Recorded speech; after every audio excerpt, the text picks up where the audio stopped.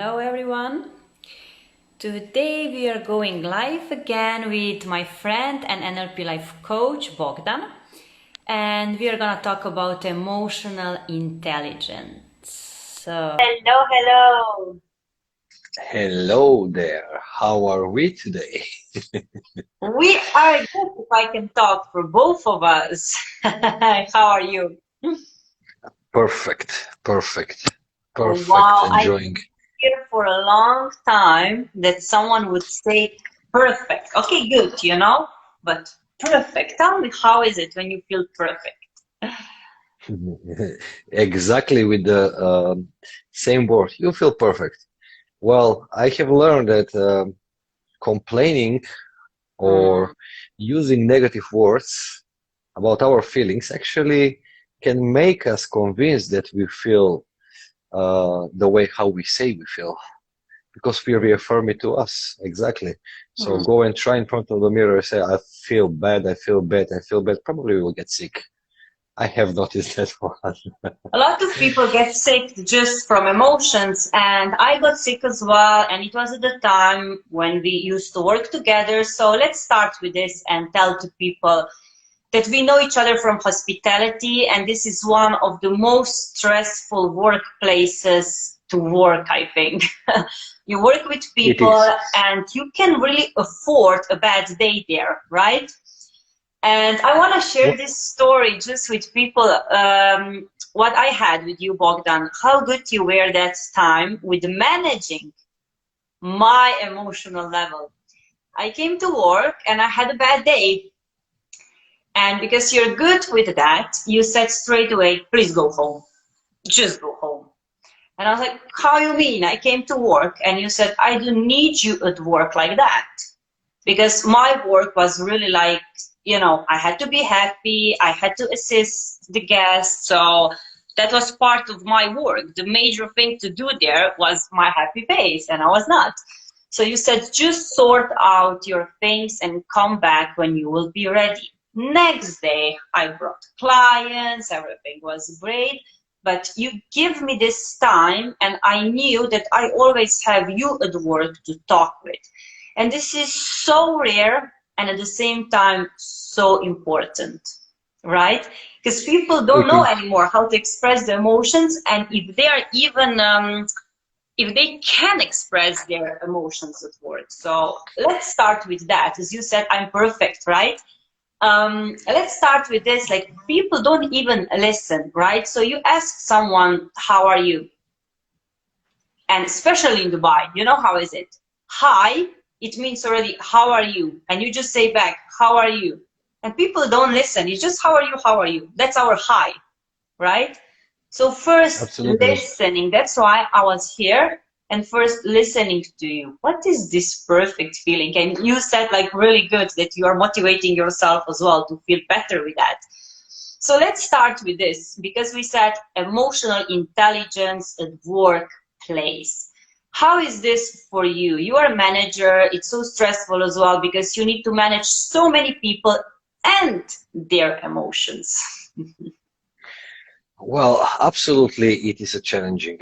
Absolutely, it's a Mhm. challenging. But as you mentioned, emotional intelligence. Well, nowadays, it's a little bit more known in the world what emotional intelligence means, which, if we talk about several years back, it was something like a taboo Mm. from the people. But if it have been scientifically proved throughout this time, and it have been researched many times, that how important emotional intelligence it is, and not only in life or certain areas, but in life in general. But the life in general, and that is something that we need to take it very serious. For the people that are not really aware of it, or they have heard but they don't know, our IQ or intelligence quotient, uh, it's something that we are born with. Mm. Something that we are born with. But you have examples that you have the best students, wonder kids around, and they have been the best in their primary school, high school, college, university. They have their PhDs in certain areas, and they are still far away, less successful, if we say, in their careers, because now we're talking about business, in their careers, than people that they were just average. And then this, how to say,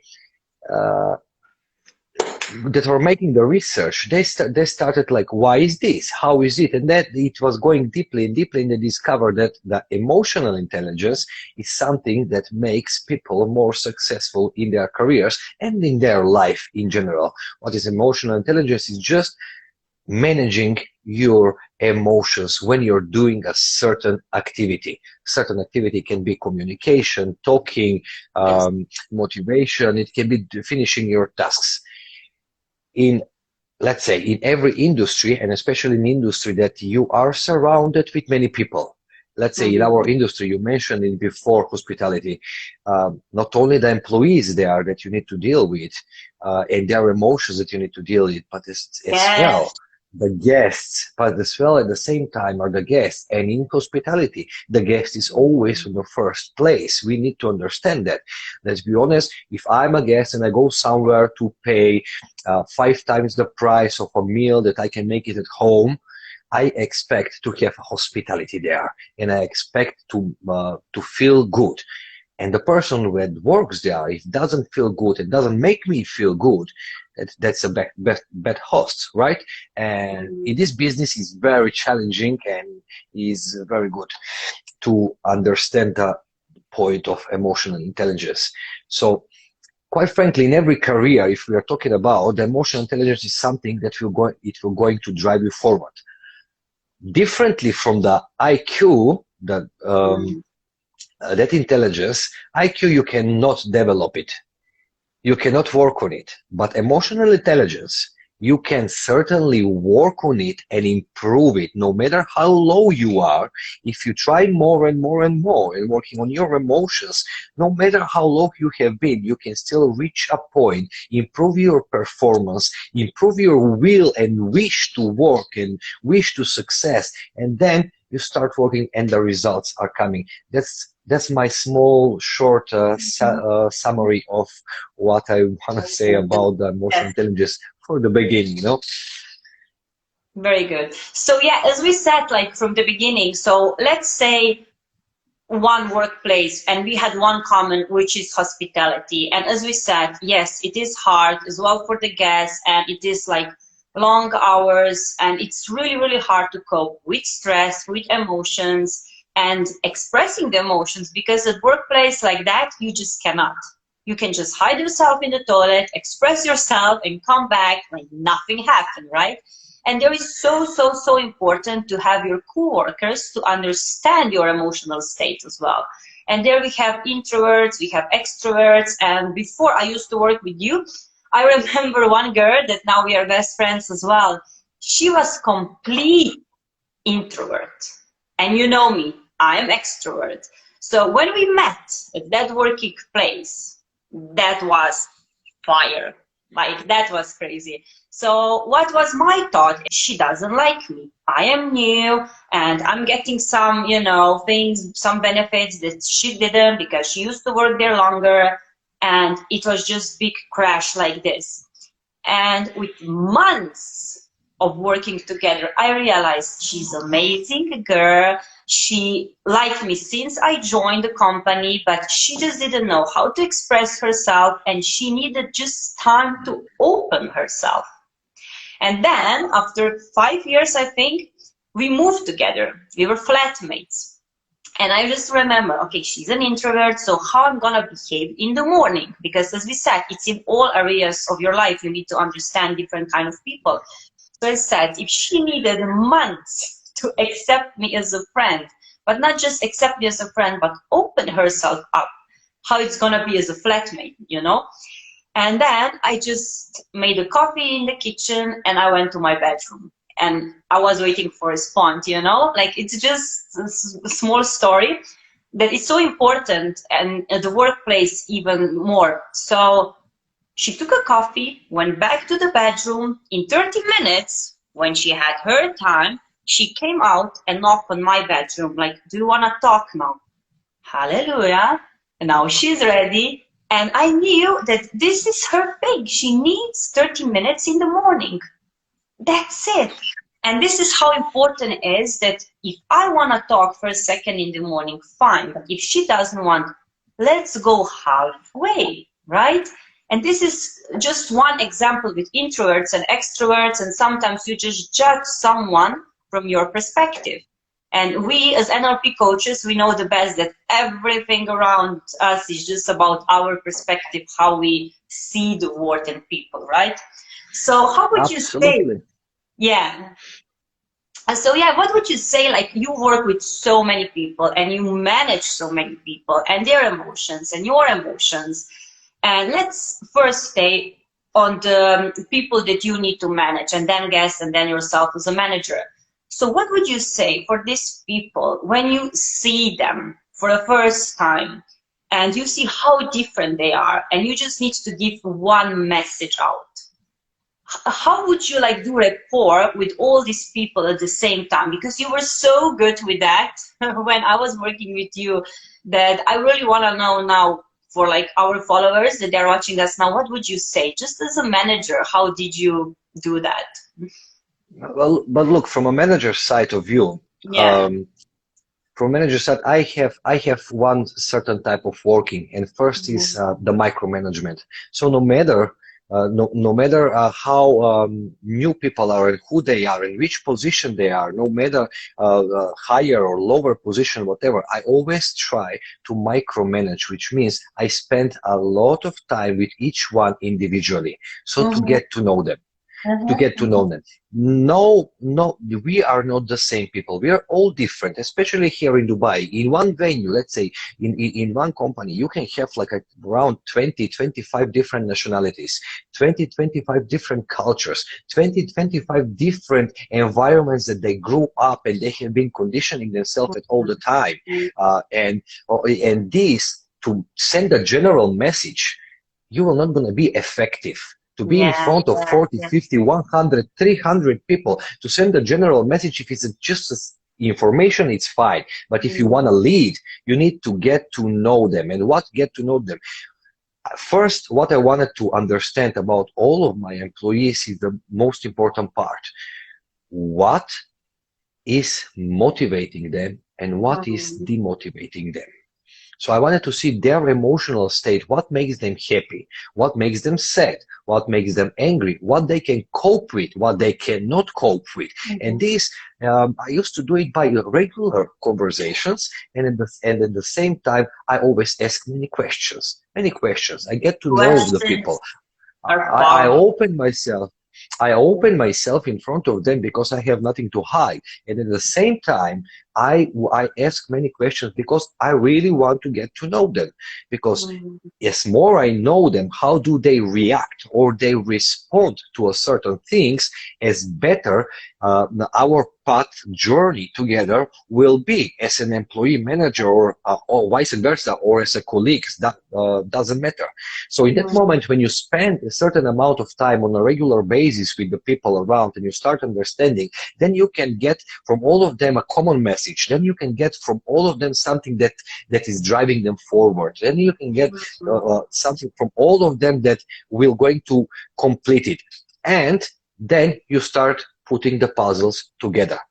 That's the best thing. Getting to know each individual, not only how you will get to know them, but it will give you a clear picture about their weaknesses and their strengths, what they need to work on and what they need to more and what they need to keep it strong like they are. In that moment, you create the perfect team.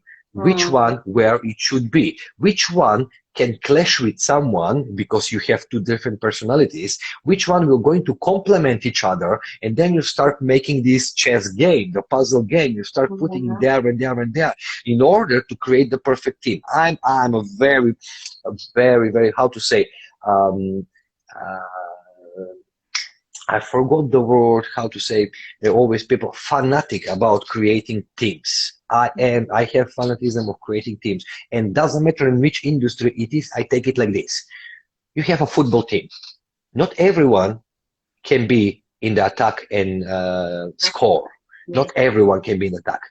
So the people that have that ability, you put them in the offense side, but there is someone who needs to be a middle fielder, someone who needs to pass the ball, someone who needs to keep that middle field. Then you need to have defensive players. Those defensive players are going to have a completely different tasks. Then you need to have the goalkeeper, and then when you know the people, when you know their qualities, when you know their emotional state, when you know how can they handle pressure, when you know how much they work on themselves, then you start creating the perfect team, and then results are coming out of them. It's not a sudden. I'm not mind reading. No one can mind read what is it, how it is. You need to get to know the people, because as you said, as we know as NLP clients, that everyone that we see, it's our perceived reality, what we perceive from that person, and it can be misjudged if we are not open about it and to learn more and to get to learn about that person more. We will most likely misjudge that person, and then we are making a wrong judgment. We're going to make a mistake, and that mistake will going to lead you in a different direction that you want to go. So this is something that I have been practicing for many years. This is something that I have been studying it in the sport collective environments. I have been studying it in completely different collectives in industries. Doesn't matter it is in media industry, in marketing industry, in hospitality industry, or in textile factory industry. You still need to know who your players are. You still need to know who is your Messi or Cristiano Ronaldo, who is going to be your Sergio Ramos. You need to know who is your Luka Modric or Toni Kroos or whoever. You need to know who is going to be your goalkeeper. In that moment, you create the perfect team.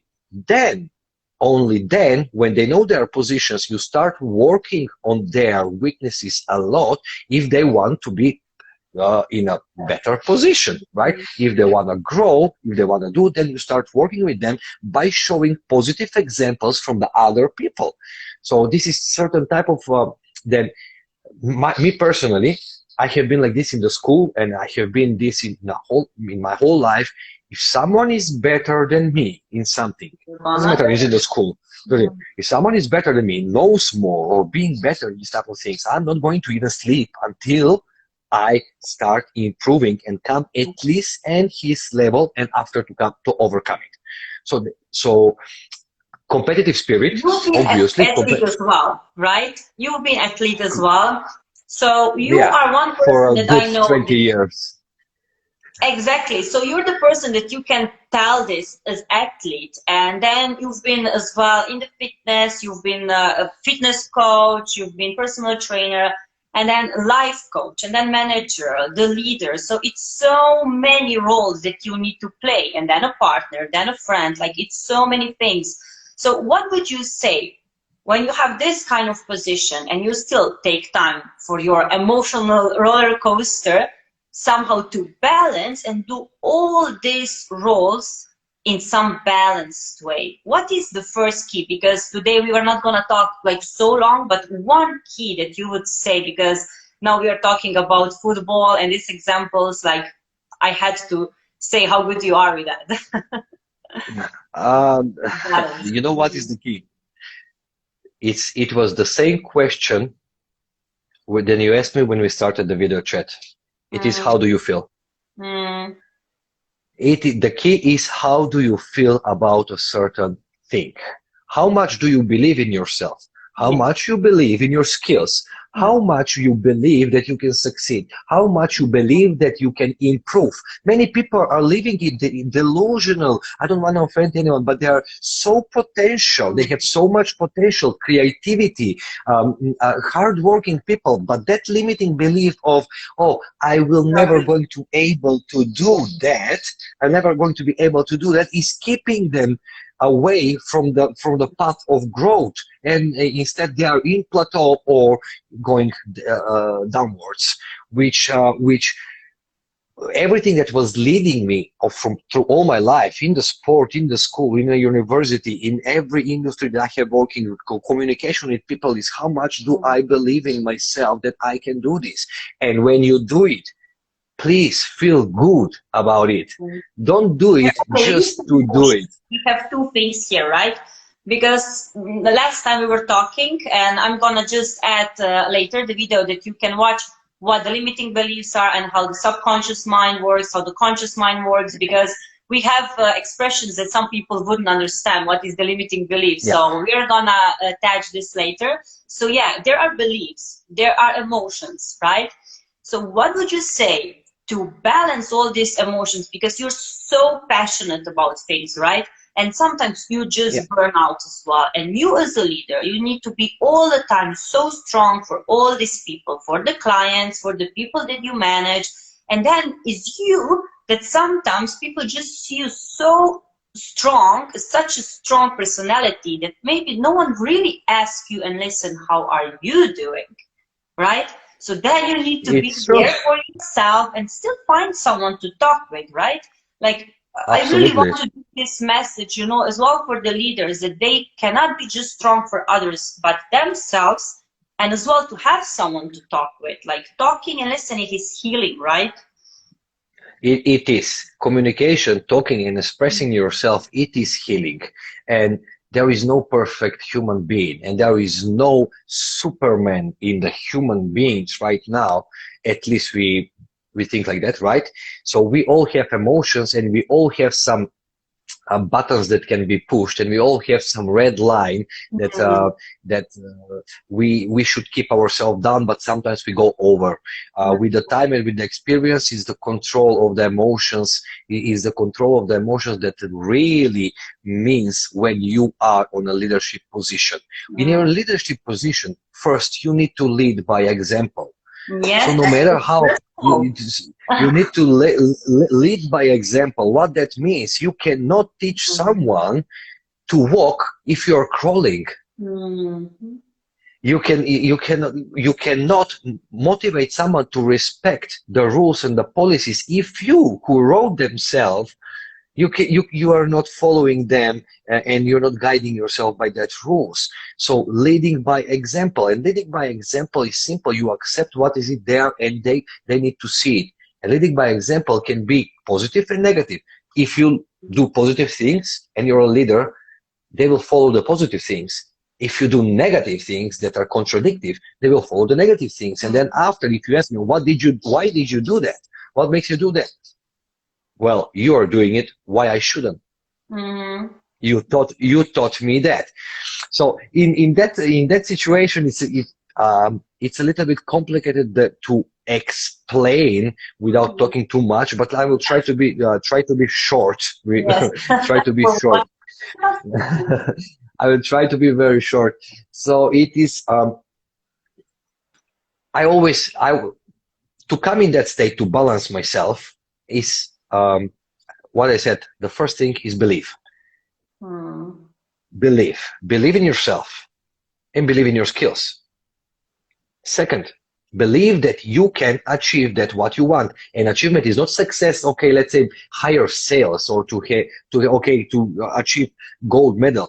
Success is also building a new relationship with people, developing a relationship with certain people, with a guest or with an employee. So, but if we don't control our emotions, if we react instead of respond, if we are, it's going to be very hard to build that rapport with the person that you are communicating with. So building the rapport is the most valuable. Let's say we came to that point. Building the rapport is the most valuable thing if you want to lead.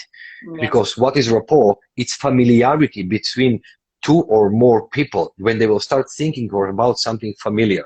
So that's something that that I needed a time to learn and to improve it and to get it better, because at the beginning it was hard. When I came in Dubai, I didn't know absolutely anyone. I came in Dubai and I was lost. I didn't know. I didn't have my friends. I didn't have anyone to support me.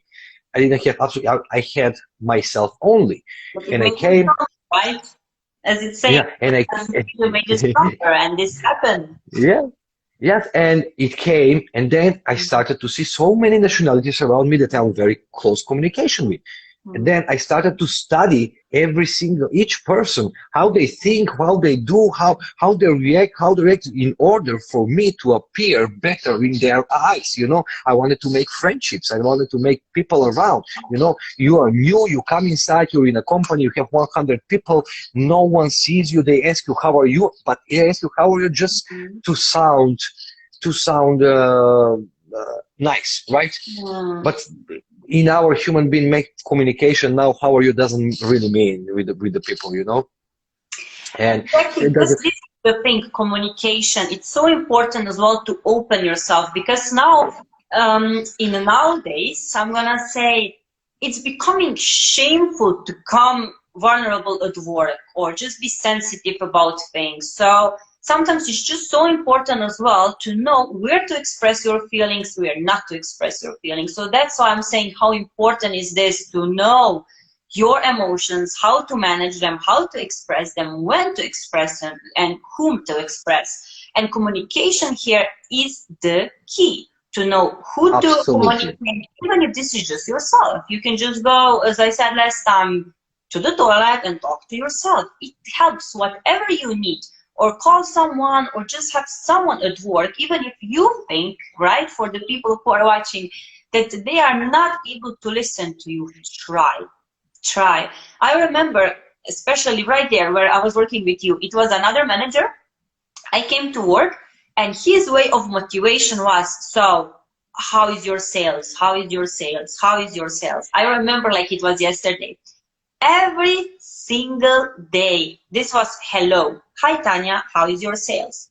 Every single day. For a week or 10 days. That was my first 10 days. And I was scared of this boss. For the first time, I was thinking, why someone is putting this pressure on me? And once I stopped, when I was passing by, and I was like, hello. Just hello, how are you? And he was like, yeah, I'm good, how are you? I was like, I'm not good. And I expressed myself and my concern about the pressure that I have because of his funny hello is, how is your sales going? And he said, no, no, no. Then we had a conversation with him for just 2 minutes, and from that on, we were amazing together. And he said, Tanya, this is just my way of motivation, because you're already so good in the first week. You have clients, you're good with team, everything is great. So I'm just motivating you to bring more. And I said, for me, this is not motivation, and it's pressure. And he said, okay. And that was it. It was just a communication. It was just a minute of expressing my feelings, and his way of communicating, problem solved.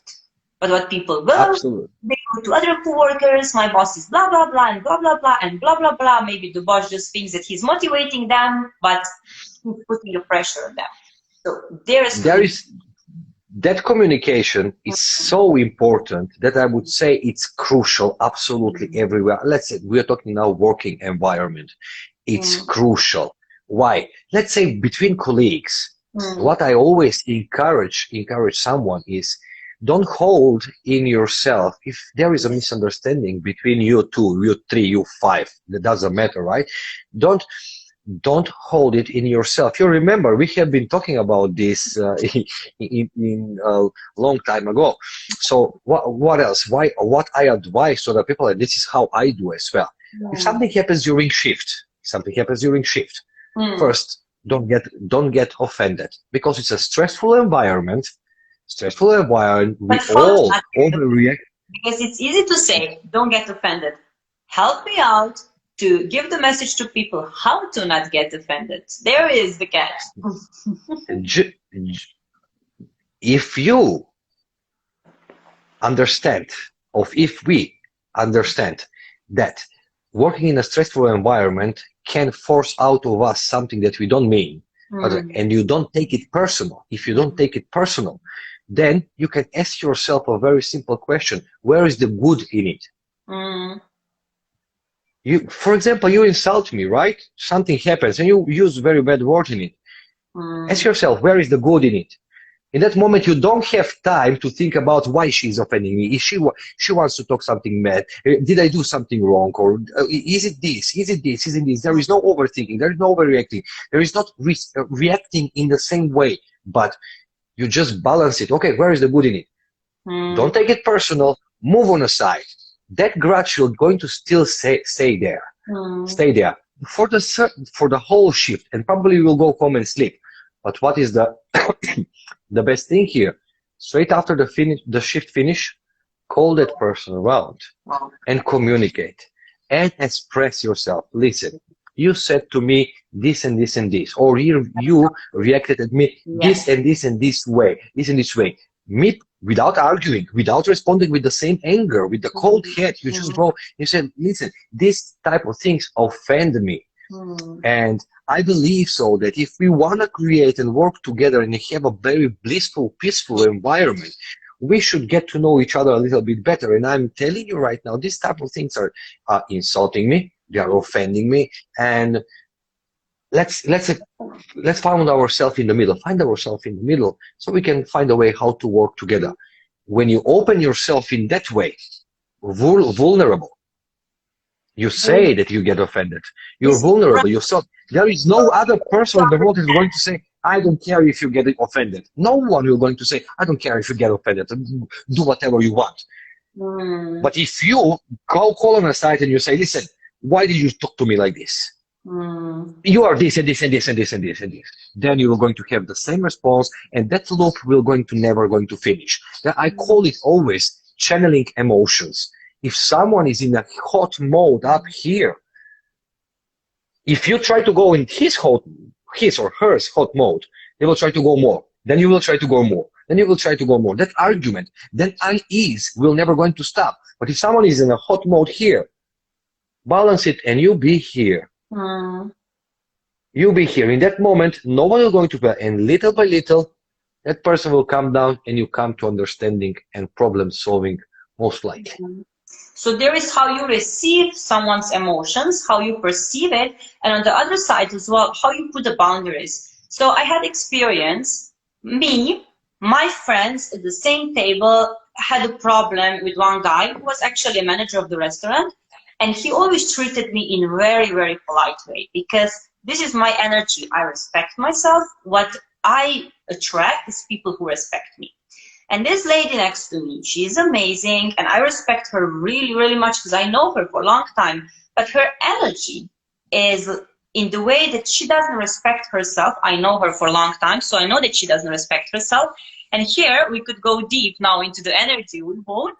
But just saying as well, how to put the boundaries as well, that someone is not gonna go with their emotions on you when they have a bad day, that you need to know as well to put the boundaries sometimes. So you can say as well, this is your problem, this is your bad day, don't put it on me, stop. So this is so important as well, right? Because if you someone just allow, you know, it's still, as we said last time, subconscious mind doesn't know what is true, what is not true. So consciously you can say, this is not mine, I'm not gonna take it personal, but subconscious mind is saying, gosh, she told me I am whatever, bad word, right? Absolutely. So there is again to put the boundaries, because this is exactly what I'm saying and what we said last time, that everyone should work on self-work. When you really love yourself, first of all, you're not even offended, because you know that this is not you, it's them. And second of all, with your energy field, you don't even allow these people to come and offend you, or you don't care. So it's one or another, right? It's one funny part. I was reading about this and I was looking for some podcasts a while ago, maybe, I don't know, 2-3 weeks ago. Then I came to some therapy sessions from Dr. Milton Erickson. And Dr. Milton Erickson, which people that don't know, Dr. Milton Erickson is a legendary hypnotherapist that have been helping 12 to 15 people every day for a period of 65 years. 12 to 15 patients, clients for 60 years. So he was the magician, in my eyes, he's the magician of a hypnotherapy and how he does. And the same question popped out. The same question popped out to him from the journalist, I believe so. And he was like, he's talking with this very, very vague voice. And he was like, insult. What is insult? What is insult? Someone insult you. So leave that insult with the insulter. it was true, then it intrigued me even Yeah, more yeah, for me to go and research even more and more and more and yeah. more about that subjects. And then I came through some spiritual stories, metaphors that are going around about that. And I don't know if I mentioned that a story about Buddha. So it is very short story. Buddha was going around, and one person met him on the street, and he started insulting him, asking him, "Who do you think you are? You think you are a teacher? You think you are someone this? You don't know absolutely anything." And he's insulting him constantly. Buddha stayed very calm. And then this guy continued and more insulting, and Buddha just shake his head down, doesn't respond, doesn't react, doesn't even make a facial expression. Then the guy got even more frustrated and asked him, "Why you're not getting upset? I'm insulting you for 2 hours here and you're not getting upset."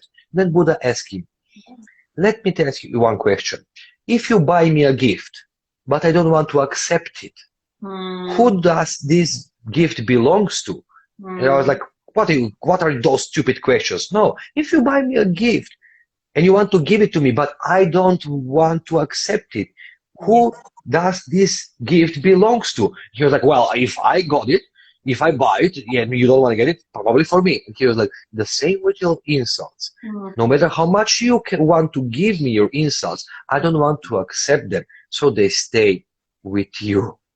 It's a very good story. It's a very good lesson for everyone around to understand that if you take care of yourself, there is no other person, there is no other thing outside of yourself that can change your mood.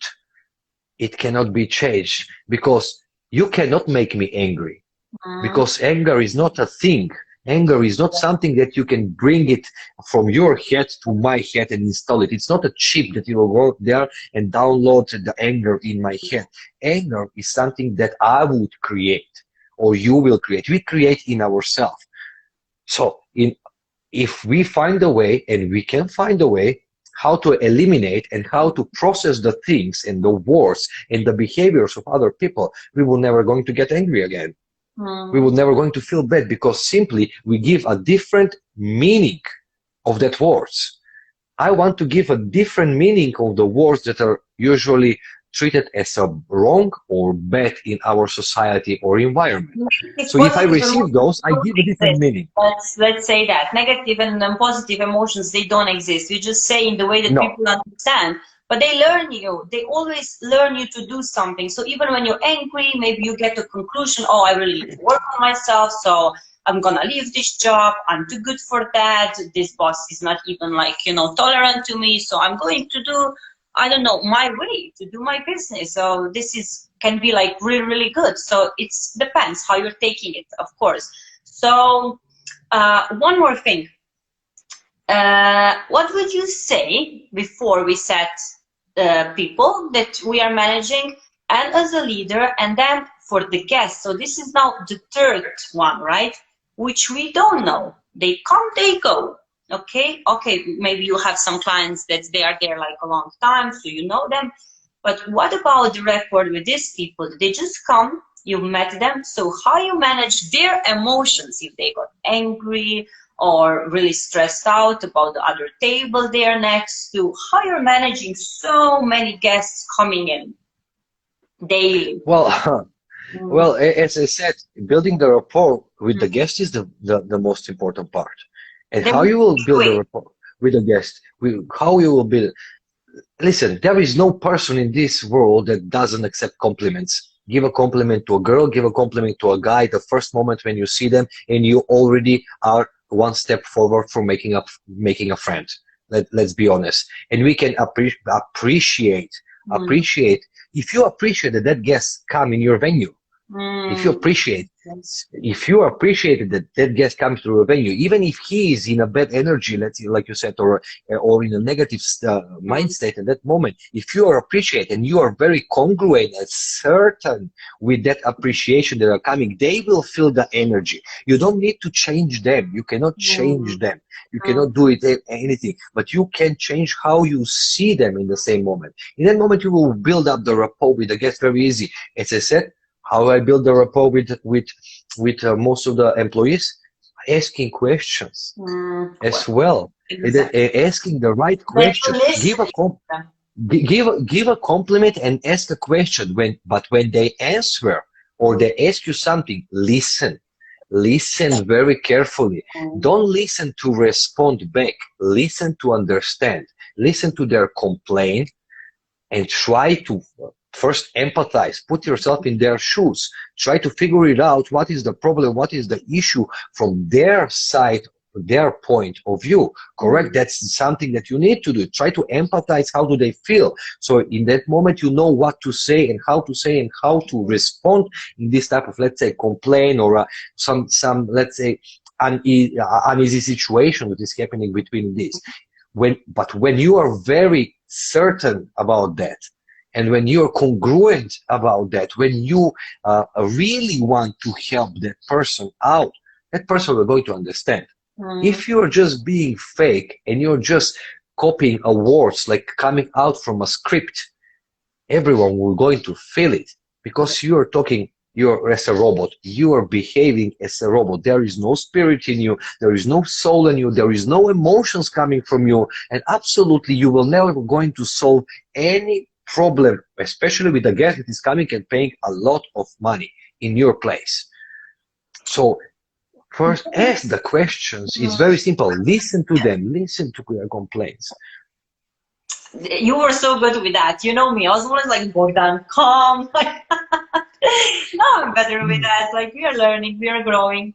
And there is one more thing, as you just said, what is so important. I want to give the message as well out. How to be an empath and how not to always motivate people. Because in nowadays, we have this virus called positivity, which can be really, really tricky. And I was like this when I started to be like so positive. I was in such a good mood all the time that I was like, you need to be positive, everything is good. So I thought that it's really good to be just positive around people, and positivity is contagious. It's scientifically proven. Yeah, emotions are contagious, and if you're sad, people around you are gonna feel it and become like this. But positivity, it is contagious. But when someone really feels bad, what you need to do first, as you said really nicely, be an empath and first listen and feel with them. Then you can go crazy with your positivity. But first, if he's here and you're here, you're on a completely different frequency. And you're just disturbing him with your positivity. And I know when I started with NLP as well, how many friends I lost. And I was really happy that I did. They were not ready for my different version of myself, because now I didn't listen anymore to complaining. I was just like, do you want solution? Here I am. Because now I have solutions for you, right? And it was okay, but still what I should do maybe first is to listen, and then, are you ready for help? No, okay. And they were really so negative, some friends, that I couldn't allow them anymore in my circle. But what is really important first is to listen. Exactly what you said, and be empath. So then I realized that these friends, there were 3 of them that I don't hang out anymore. I still love them. We are just not on the same frequency at all. I'm here, they're here. And this is not bad. This is their period. I was here as well. And everyone has their own time to get there. And sometimes you need to go there. All is good, even being sad. And what was the main point of it is really that I saw these 3 friends, that they were happy when they were together, all sad. They were saying they are depressed. And they felt amazing. I was, watching them and their progress, how they are together, because they were all so sad that they become like more happy when they were together. But when they were around me, they become even more down because I couldn't feel them. I was just here. I was completely, in different zone, and I couldn't be empath for some certain of period, you know. I was just too high all the time. So here is so important as well. When someone is sad, don't just motivate him to be happy, but as you said, listen, be there for them, and then you can say something nice. But first listen and feel with them. Not just listen, but really feel them. But absolutely, to build a rapport with someone, you need to match their mood as well. Yeah. To build a rapport with someone, you need to match their mood as well. Imagine I'm talking this way. So now you see you have a friend or someone that you know that you really want to help him, and you're here super hyped, positive, and going, jumping around, and that person is here like talking very, you see him broken, fragile, with the sad eyes, and this. And if you come and show up with your chest up and you start jumping, you'll say like, please, you don't see that I'm not okay. Move away from my head. You know, I don't want to see you. But if you come, you need to see, to put yourself in their shoes, as we said, but match their mood. Start speaking with the same, with the same tonality. Match their mood. Show that you're there. There's just one question. Let's answer. Tanya, what do you mean by feel? Should I also get sad? Here is not being sad. Here is just to feel their sadness. It doesn't mean that you need to feel sad, right? It's just to be an empath towards their feelings. So you understand their feelings, and then you can give them a solution or option or whatever. You don't need to get sad for you to be sad. This is not your event. This is not your reality. But you can feel their emotions in the way that you understand them. And you can just say it. I understand you. And then you can give them solution how to feel better, maybe. Sometimes it's good to listen, not even give solutions. They will find it by themselves when you listen. Yes, if I could just add to the same question in the topic. If you're an empath, that doesn't mean that you will need to adapt their pain, because in that moment you're not going to help them. You don't adopt their pain, but you just understand from which point of view they see the world or the situation at this certain moment. So you need to understand. You cannot go all hyped out if someone is sad, but because you're in a better state, you can simply go down. You can match them. You can start building the rapport, and from the same level, you will start picking them up little by little, until they reach the point of being hyped the same as you. But in the moment, if you are being empath in literally world and Tanya said very clearly, sometimes we need to enforce our boundaries in order to protect ourselves and our emotional well-being. Enforcing the boundaries is sometimes, if you see that there is no way of getting out of a certain situation in certain company of friends or people that you know around, and you don't like the energy, enforce your boundary by moving away. Yes. You simply move away, because you cannot make someone else change their personality. Their personality is their personal reality, and you cannot make anyone change themselves if they are not willing first to understand that they need to change, and they are willing to change. Then you can help them.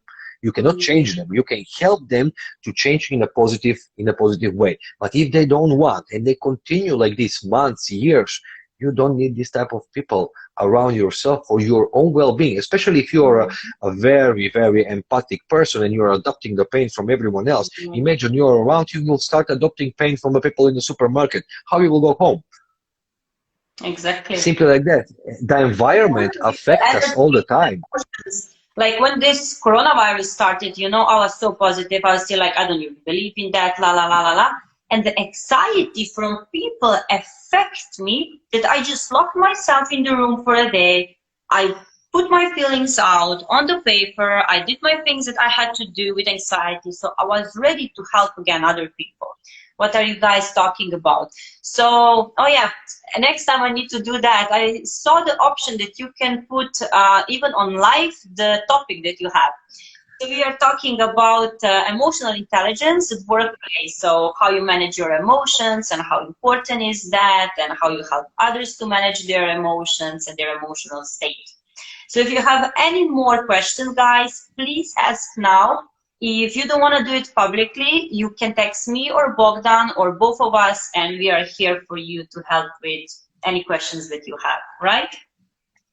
Absolutely. Very Absolutely. good. Less than an hour. Less than an hour. Less No, than an hour. we are dangerous tandem that we said. We sit down and talk. None of us is introvert. That obviously, none of us is introvert, and we can talk for a while. No, but let's be honest. Emotions in general is very wide, broad topic, and the thing it is that we all have them in us, and our emotions and our emotional intelligence actually define our life. I was listening to Tony Robbins. I think this morning there was some about relationships and different type of things. He was explaining him and his wife. They were explaining how they were going through all the obstacles, how they were finding solutions together. And then it came to about the emotions, and it came about the gratitude. And he mentioned that apparently he asked some of the multi-billionaires, so like, how you become so rich? And the guy explained to him, said like, well, I don't know why you're asking me, you're teaching this. And he was like, what do you mean? Well, you become rich because I'm grateful for what I have. No matter how much money, there is people that are full of money, but they are poor. Only because they are not grateful, and emotionally they are unstable. And that is something that people... millionaires that we are coaching, they're coming just because of that to us. They have almost everything, but they don't have gratitude, so it means they have nothing. So when they learn how to be grateful, and here, I'm sorry, just to we have one question. What are your thoughts on helping kids manage their emotions? Because we have just 5 more minutes, especially in such a times when they can't leave their home. This was just one thing that Bogdan said, really good. Gratitude is for everyone. It's not just for millionaires, not just for our clients. It's for everyone, especially kids. I remember when I was a kid, from my side, I had a diary, and now people don't buy this anymore to the kids. My best gift from Santa Claus was diary. I was so happy. I had like 10 of them, so I always express myself. So me with emotions, I was just so good. I didn't have like really good childhood, so for me that was always the key, to express my emotions, just to write them down kinesthetically, not just talk about them, not always go to my mom, I'm not happy that this is going on, and what was going on. My diary was my best friend. I couldn't just go out and disturb all the kids around. Diary. That's one. Absolutely. And gratitude. Journaling, daily journaling, success journaling, emotion journaling is something that absolutely every single successful person does on a daily basis. To ask Warren Buffett, we're going to tell you the same. So it is, journaling is very important because the topic is the kids. Many of us here, we have a different beliefs, right? Religious belief. If it's hard for them to, and they're not in the age to understand what we're talking about and this type of vocabulary, use the religion that you are practicing already with your kids. For example, let's say, thank God. Thank God, thank the universe, thank the divine, whatever your beliefs are suited up to. Thank in front of the kid that first, there is roof over the head.